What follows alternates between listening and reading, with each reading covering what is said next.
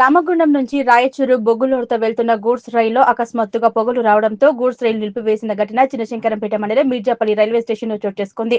పొగలు వస్తున్న సమాచారం తెలుసుకున్న loco pilot Nunavath Kumar, assistant pilot Anjaneyulu, train manager Srikanth goods రైలును ఆపివేశారు. స్థానిక station master superintendent Prasanna Kumar అగ్నిమాపక సిబ్బందికి సమాచారం అందించడంతో విషయం తెలుసుకున్న అగ్నిమాపక సిబ్బంది మీర్జాపల్లి రైల్వే స్టేషన్లో సంఘటనా స్థలానికి చేరుకొని పొగలను ఆర్పివేశారు. గూడ్స్ రైలు రైల్వే విద్యుత్ వైర్ల కింద ఉండడంతో కరెంటు ఎల్సీ తీసుకుని పొగను ఆర్పేందుకు సుమారు గంట పాటు శ్రమించాల్సి వచ్చిందన్నారు.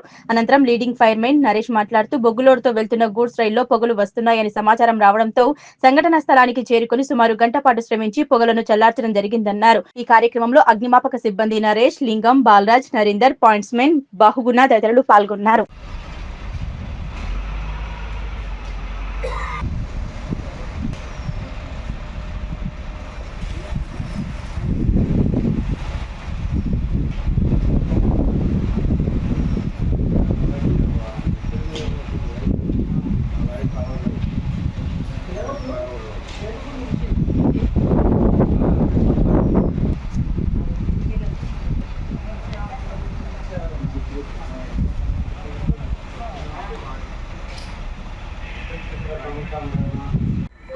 రామగుండం నుంచి రాయచూరు వెళ్తున్నటువంటి రైల్వే గూడ్స్ రైలు బొగ్గు గూడ్స్ రైలు వెళ్తుంది. దాంట్లో పొగలు రావడం జరిగింది.